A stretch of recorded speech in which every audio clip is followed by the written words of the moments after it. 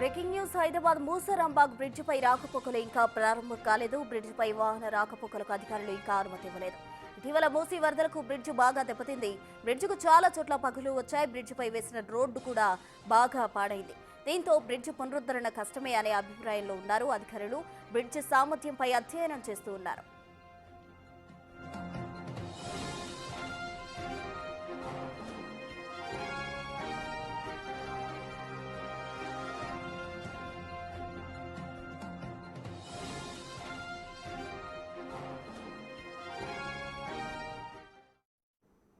ఇటీవల కురిసిన వర్షాలతో హైదరాబాద్ మూసారాంబాగ్ బ్రిడ్జ్ పగుళ్లు ఏర్పడినట్టు కూడా తెలుస్తోంది. దీనికి సంబంధించి పునరుద్ధరణ కూడా కష్టమే అని అధికారులు చెబుతున్నారు. పూర్తి డీటెయిల్స్ మా ప్రతినిధి శ్రవణ్ లైవ్ లో అందిస్తారు. శ్రవణ్,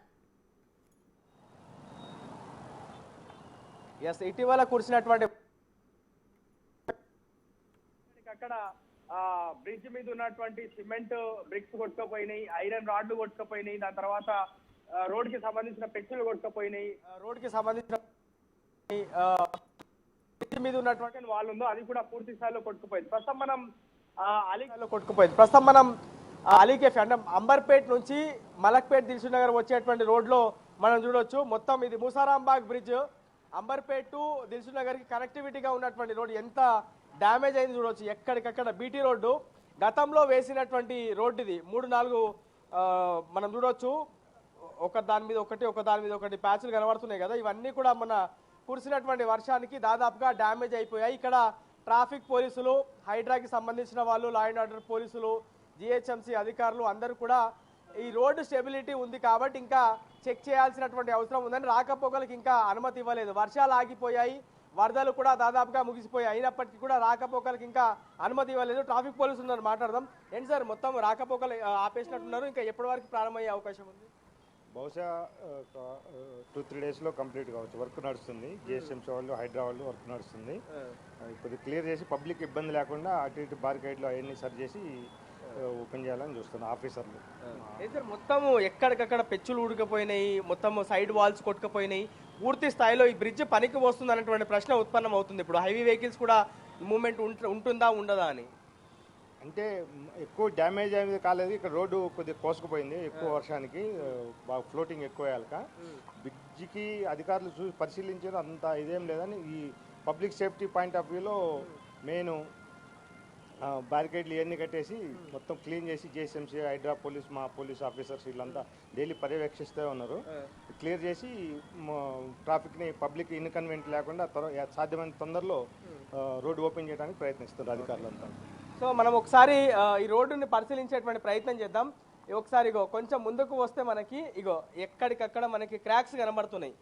ఈ విధంగా మొన్న కురిసినటువంటి వర్షానికి, మొన్న వచ్చినటువంటి వరదలకి కంప్లీట్గా దాదాపుగా డ్యామేజ్ అయిపోయినటువంటి సిచ్యువేషన్స్, ఇట్లా ఊసి పడుతున్నటువంటి సిచ్యువేషన్స్ మనకి మూసారాంబాగ్ బ్రిడ్జ్ మీద కనబడుతున్నాయి. దీని కింద ఉన్నటువంటి పైపు డ్యామేజ్ అయింది, అందులో ఉన్నటువంటి చెత్త మొత్తం డ్యామేజ్ అయింది. చెత్త మొత్తం బయటికి వచ్చినటువంటి దృశ్యాలు ఇటువైపున గమనిస్తే ఇది బీటీ రోడ్డు, పైన సీసీ రోడ్డు అంటే సిమెంట్కి సంబంధించినటువంటి కాంక్రీట్ రోడ్డు.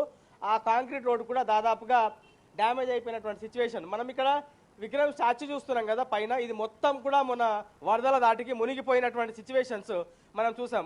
కొంచెం ముందుకు మనం వెళ్తే వర్షాలు ఆగిపోయి, వరదలు ఆగిపోయి, టైం అయిపోయినప్పటికీ కూడా బ్రిడ్జ్ ఎంత పెద్ద ఎత్తున డ్యామేజ్ అయిందో మనం ఒకసారి క్లియర్గా ఇక్కడ ఉన్నటువంటి దృశ్యాలు చూస్తే అర్థమవుతుంది. ఈ మూసారాంబాగ్ బ్రిడ్జ్ మీద మొత్తం నీళ్లు ఊరేనాయి, అంటే కింద ఉన్నటువంటి వాటర్ కూడా మీదికి వచ్చేటువంటి సిచ్యువేషన్స్ ఉండే.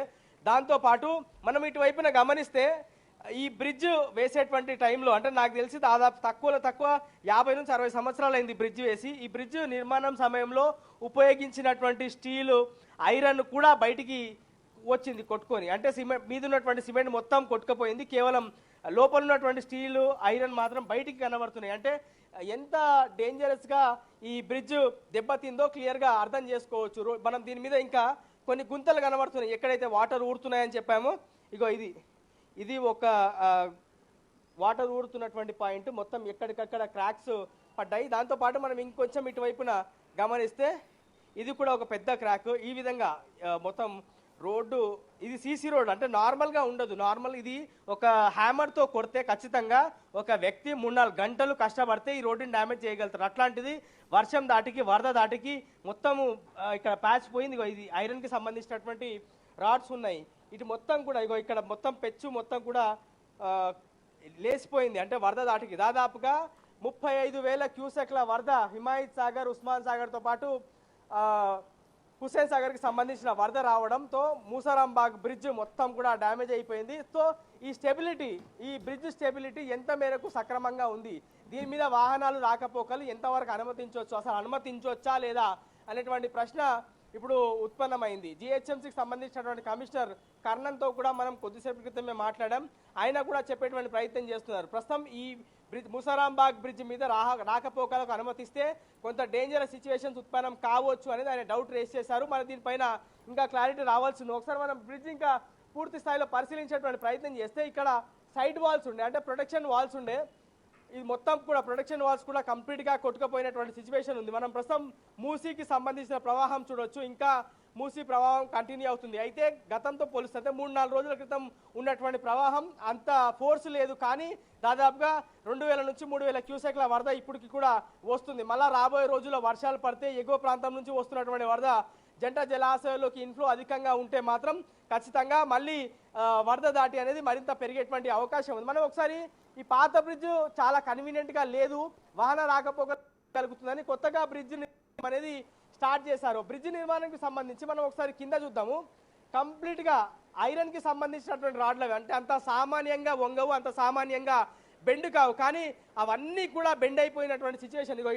ఇవతల వైపు కూడా మనం చూస్తే కంప్లీట్గా ఆ సిమెంట్కి సంబంధించినటువంటి రేలింగు, ఆ ఐరన్కి సంబంధించినటువంటి రాడ్లు, స్టీల్ రాడ్లు అన్నీ కూడా ఎక్కడికక్కడ వంగిపోయాయి. అంటే వరద ఎంత ఉధృతంగా వచ్చింది, ఎంత భయంకరంగా వరద ఉండేనో క్లియర్గా ఈ దృశ్యాలు చూస్తే మనకి ఖచ్చితంగా ఒక ఐడియా వస్తుందని చెప్పుకోవచ్చు. సో ఇంకా ఈ రేలింగ్కి సంబంధించినటువంటి సామాగ్రి మొత్తం కూడా కొట్టుకుపోయింది. అది ఇంకా దొరకాల్సినటువంటి అవసరం ఉందని కాంట్రాక్టర్ చెప్పేటువంటి ప్రయత్నం చేస్తున్నారు. ఐరన్ అనేది చాలా కాస్ట్లీ, ఇండెక్స్ ఆఫ్ ఇండస్ట్రియల్ ప్రొడక్షన్లో ఐరన్ అనేది చాలా కాస్ట్లీ. భారతదేశంలో ఐరన్ అనేది ఇతర దేశాల నుంచి కూడా ఇంపోర్ట్ చేస్తున్నారు. అట్లాంటి ఐరన్ కూడా చాలా వరకు, అంటే పెద్ద మొత్తంలో ఐరన్ ఉపయోగించారు ఇక్కడ రేలింగ్ వేసేందుకు, కొత్త ఫ్లైఓవర్ నిర్మించేందుకు. సో అది మొత్తం కూడా కొట్టుకుపోయినటువంటి సిచ్యువేషన్ ఇంకా మనం చూడొచ్చు. ఇటువైపున మూసారాంబాగ్ బ్రిడ్జ్ మీద ఒక పెద్ద హోల్ పడినటువంటి దృశ్యాలు మనం చూడొచ్చు. కింద మొత్తం గతంలో ఎన్నో సంవత్సరాల క్రితం ఈ బ్రిడ్జ్ నిర్మాణ సమయంలో వేసినటువంటి రాడ్లు కూడా మళ్ళీ బయటికి తేలుతున్నాయి. పైన ఉన్నటువంటి పెచ్చు మొత్తం, ఆ రోడ్డు మొత్తం కంప్లీట్గా మాయమైపోయినటువంటి సిచ్యువేషన్. బై మిస్టేక్ దీని మీద నడుచుకుంటూ వెళ్తే ఎప్పుడు కొట్టుకుపోతారో తెలియదు. ఒక్కసారి ఈ వాటర్ ఉధృతి చూడొచ్చు. ఇందులో పడితే మాత్రం ఖచ్చితంగా బ్రతికి బట్ట కడతామా లేదా అనేటువంటి డౌట్ ఖచ్చితంగా ఉత్పన్నం అవుతుంది. అంత ఇబ్బందికర పరిస్థితులు ఉన్నాయి. ఇంకొంచెం మనం ముందు గమనిస్తే మొత్తం కంప్లీట్గా ఎక్కడెక్కడ పెచ్చులు ఊసిపోయి వరద దాటికి కొట్టుకుపోయినటువంటి దృశ్యాలు మనం కంప్లీట్గా గమనించవచ్చు.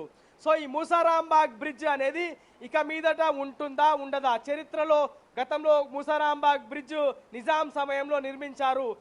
విశ్వేశ్వరయ్య అనేటువంటి ఇంజనీరు ప్లానింగ్తో ఈ బ్రిడ్జ్ నిర్మాణం జరిగిందని గతంలో ఇప్పటి వరకు మనం చెప్పుకున్నాం. రాబోయే రోజుల్లో ఈ పాత బ్రిడ్జ్ ఉంటుందా ఉండదా అనేటువంటి ప్రశ్న ప్రస్తుతం ఉత్పన్నం అవుతుంది. దీనిపైన స్టెబిలిటీ చెక్ జరుగుతూ ఉంది.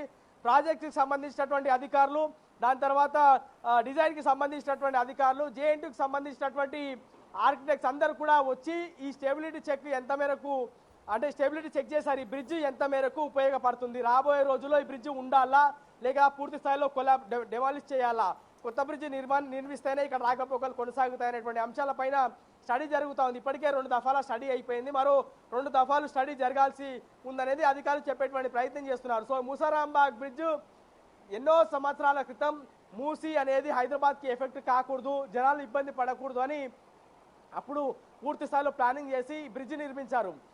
చాదర్ఘాట్ బ్రిడ్జ్, దాని తర్వాత మూసారాంబాగ్ బ్రిడ్జ్, ఈ 2 బ్రిడ్జ్లకు సంబంధించిన స్టెబిలిటీ కొంత స్టడీ చేయగా చాదర్ఘాట్ బ్రిడ్జ్ కొంత ఓకే అని చెప్తున్నప్పటికీ కూడా మూసారాంబాగ్ బ్రిడ్జ్ మాత్రం ప్రశ్నార్థకంగా మారింది.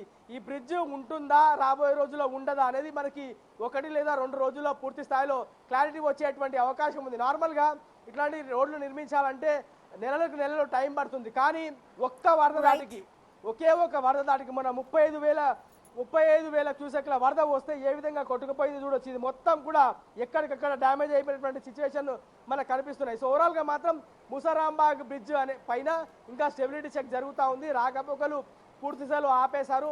జిహెచ్ఎంసీ, హైడ్రా, ఇతర ఆర్కిటెక్ట్స్, ఇతర ఇంజనీర్స్ అందరినీ కూడా టీమ్గా ఏర్పడి ఈ ముసారాంబాగ్ బ్రిడ్జ్ స్టెబిలిటీ పైన ప్రస్తుతం స్టడీ జరుగుతుంది. ఒక 1-2 డేస్లో దీనిపైన రిపోర్ట్ వస్తుంది. దాని తర్వాత మేము నిర్ణయం తీసుకుంటామని జిహెచ్ఎంసీ కమిషనర్ కర్ణన్ చెప్తా ఉన్నారు.